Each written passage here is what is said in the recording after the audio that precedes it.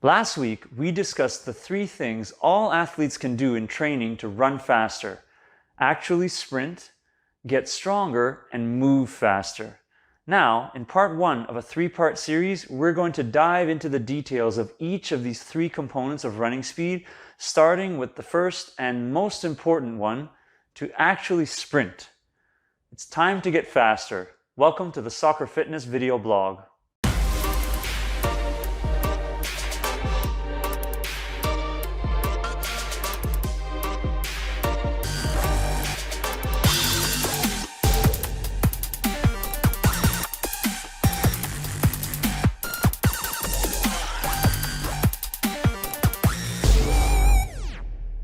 Hello, I'm Richard Bucciarelli. This video is brought to you by Soccer Fitness and Speed Training. Please remember to like the video, comment on it, share it, and if you haven't already done so, subscribe to our channel and hit the notification bell to make sure you never miss an update. Now here we go.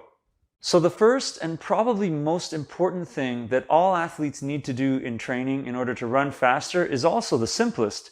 You need to actually sprint. Running as fast as you can in sprint workouts is a must for the body to adapt and improve running speed, and this is because of one of the essential principles of training, the principle of overload. Simply put, the principle of overload states that in order for a physical or physiological system to adapt, that system must be overloaded in some way, and this overload can take the form of repeated maximal intensity muscular contractions that occur when sprinting as fast as possible.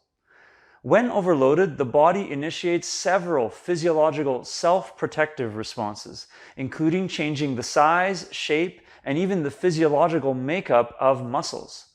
The basic idea with these changes in response to overload is that the body wants to ensure that if the overload is presented again, it will not lead to any damage or injury to muscles and tissues.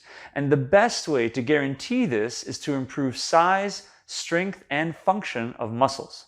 Alright, so you need to sprint as fast as possible during speed workouts in order to get faster, but exactly how many maximal sprints do you need to perform in each workout? And what's the optimal number of workouts per week needed to achieve results? The good news is that the answer to both of these questions is actually a lot less than you might think. We recently published a study, linked to the abstract here and in the video description below, that showed significant improvement in acceleration, that's 0 to 10 meter sprint time, and maximal running speed, 0 to 35 meter sprint time, and showed improvements in running coordination from the following sprint protocol. 10 repetitions of a 4-second maximal treadmill sprint at approximately 100% of maximal overground running speed with 60 seconds of rest in between repetitions. Workouts were performed 1 day per week for 10 weeks. This means that we were able to make athletes accelerate and run faster in just 10 weeks with just 1 workout per week and only 30 seconds of actual sprinting in each workout.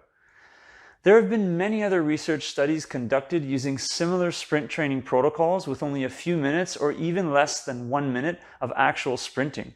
A great recent review of them can be accessed in the link here or in the video description below. Based on our own research plus other information found in that review, here is a summary of guidelines and best practices to follow with a sprint training protocol. Perform 1 to 2 workouts per week as part of a regular athletic or sport training schedule.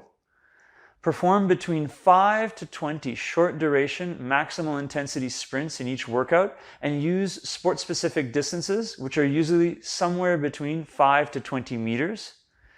Use a work to rest ratio. This means the ratio between sprint time and rest time in between sprints of 1 to 10. And this means that, for example, if a sprint lasts 4 seconds, then the rest time in between repetitions should be 40 seconds, and so on. This is done to ensure that the body has enough time to recover in between each repetition in order to be able to perform at maximum intensity again in the next repetition. Okay, so you know how much sprinting you need to do in each workout and how many sprint workouts you need to do each week. But how can you make sure that you are actually running as fast as you can in each sprint repetition? Here are some simple suggestions to help you out with that. 1. Compete with your mind. Usually, not running as fast as you can in a sprint means you're not quite as awake or aroused as you should be. Following a good warm-up, try slapping your hands hard just before a sprint repetition. This isn't done to inflict pain. It's done to stimulate the release of adrenaline, a hormone that can make your muscles stronger and can make you run faster for a short duration after it's released. 2. Compete with your body. Have a coach or training partner time your sprints and try to keep that time as close as possible to the fastest times you've run that particular sprint distance in the past, or personal best. 3. Compete with your peers. Train alongside a peer or training partner who has similar sprinting abilities and make sure that you try to keep up as best you can in every repetition. And 4. Compete for something. When sprinting, treat each repetition as a competition with a reward for the winner and, if you have a training partner, a punishment for the loser. It can be something as simple as 5 push-ups, anything to motivate you to run as fast as possible. And this strategy works really well with team sport training sessions also.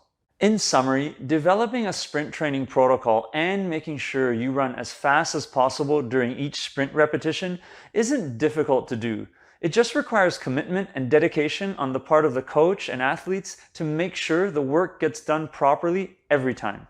Do 1 to 2 workouts per week with 5 to 20 maximal intensity, short duration, sport-specific sprints in each workout with a work-to-rest ratio of 1 to 10. Use strategies to increase and maximize physiological arousal and time your sprints to maintain a certain performance standard. Compete with a training partner and use rewards and punishments in training, all to help motivate you to run as fast as you possibly can in each sprint repetition. Thank you very much for watching this video and I hope you enjoyed it. Please remember to like and share the video, leave a comment to let us know what you thought about the topic, and hit the notification bell to make sure you never miss an update. We'll see you next time on the blog, and until then, keep reaching your soccer fitness goals.